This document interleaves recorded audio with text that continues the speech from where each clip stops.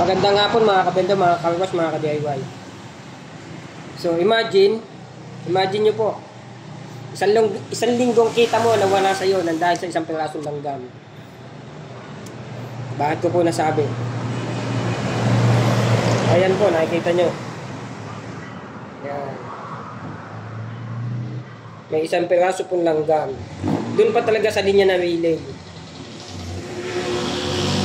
So, yan po ang naging problema ng isang kakalwas natin. So, dinala niya kanyang bendo dito sa akin kasi sabi niya, tumatakbo daw nang wala naman naguhulog. So, yun po. Dahil lang sa isang pirasong langgam. So, nakakuryente po yung langgam na yan dyan. Then, nag-trigger po sa relay. Tatakbo talaga po yung pressure washer. So, dati na pong naging sakit niya yan. Kasi nadala niya na po ito sa akin. Same problem po. Pero dati po, madaming langgam. Kaya po yan may tape dyan. Ako po naglagay mismo ng tape na yan. Kasi dati naman po, yung mga langgam, dito naman po dumaan sa relay na ito. Yung, alam nyo naman po, may tig-tatlong paa dyan. Doon sa dalawang relay, may tig-tatlong paa. So, ang galing ng dinadaanan. Talagang doon pa mismo sa relay. So, nakakuryente po yun doon. Tumakbo ang pressure washer. So, yun po. Kaya ako nilagyan po yan ng tape para maiwasan na po yung problem niya na yun. Kasi hindi ko naman kailangan palitan yung board. Kasi nga po, dinaanan lang naman ng langgam. Okay na uli siya nung matanggal yung mga langgam. May mga patay lang na langgam, kaya hindi tumitigil yung machine. So, tatakbo po talaga yung relay. Lumalis naman po ang langgam, okay na. So, nagamit niya po uli, ilang buwan. Ilang buwan po uli, nagamit niya.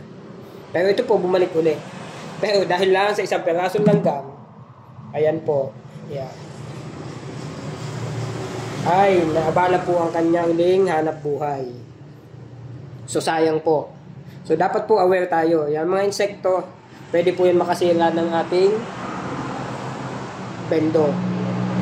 So, aware po dapat tayo na yung mga gumagapang na langgam, nakikita nyo palang gumagapang papasok, ay pinapatay nyo na agad, nililinis na agad. Para hindi na po maging problema pagdating ng panahon. So, ayan. So, nawala ng kita si Sir.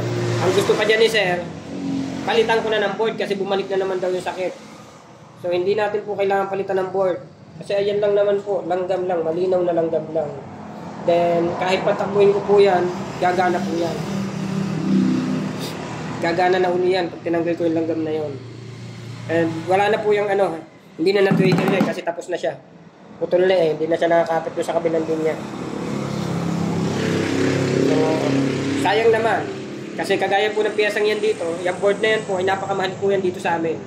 So, talaga namang overprice yan dito. Isipin nyo po, 450 yan. Pagka binili nyo yan dito sa amin, yung board lang na yan, 450 na agad. So, mas pipiliin mo talaga umorder na lang online. Kaso nga lang po, yun, maghihintay kayo. Mas malaki mawawala sa inyo paghihintay. So, ito naman po, kung hindi po talaga tayo magto-troubleshoot o titingnan maigi, ay magagastusan talaga yung nagpapagawa. So, kawawa naman po. So, maliit lang naman ang kita dyan. Kaya, dapat po, hindi ka basta palit ng piyesa. Alamin mo muna kung ano naging problema. So, yun lang naman po yun. Maging aware po tayo. Pwede rin po mga butike. Yan, pag nakakuryente po yan dyan, magiging problema po natin yan. Pwede po makasira ng ating bendo. So, alam naman po natin na yung ating bendo, controller ng ating mga machines. So, talagang tatakbo yung machines natin pag nagkaroon niya ng error dito. So, yun lang naman po yan. So, mag-iingat po tayo. Ingatan po natin ang mga karwas. Kaya nga po ako, hindi ako basta-basta nagbebenta ng hiwa-hiwalay. Hanggat maaari po talaga naka-enclose sa malaking box. Kagaya po ng mga ginagawa ko. Naka-enclose po talaga ang ginagawa ko. Hindi po ako nagbebenta ng hiwa-hiwalay. Kasi number 1 po, magiging problema natin dyan. Baka sa akin yung isisisi. Pag binili nyo sa akin, tapos nabasa na, kuya, syempre hindi po nakalagay sa lagayan na ginawa ko. Merong basta nyo na lang ilalagay sa mga, kung gusto nyo gusto ilagay. Pag nabasa po yun, sa akin yun na may sisisi pag nasira. So, ayoko po ng ganun. Ngayon po, kung yan ay nabasa sa loob ng aking box, kasalanan ko po yun. Pero hanggat yan po ay nasa labas, at hindi nyo naman nilagay sa box, tapos galing sa akin, ay ibang usapan na po yun. So, yun pong ina-avoid ko dyan. Kaya ayoko na po magbenta nang hindi talaga nakalagay sa box. Although yung ganyan, pwede rin naman po mapasok ng langgam. Pero at least, safe yung mga machines. Yun po ang kagandahan ng naka-full cage. So, yun po. So, maging aware po tayo sa mga ganitong bendo. Kahit naman po anong timer, basta nagapangan niya ng mga insekto, pwede po magkaroon ng error. Dapat po aware tayo. Check po munang maigi. Baka naman may mga gumagapang lang o may namatay na insekto.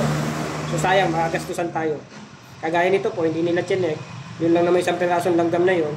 Kailangan pa nila dalhin dito, nakapala pa sila. Medyo may kalayuan din naman. So sayang po yung araw nila, sayang yung gasolina. So dapat po, marunong din tayo mag-check. Check muna bago natin ipadala sa magagawa. Kasi sayang. So yun lamang mga kabento, mga karwash, mga ka-DIY. Salamat po. Please like and subscribe and click the bell. Thank you.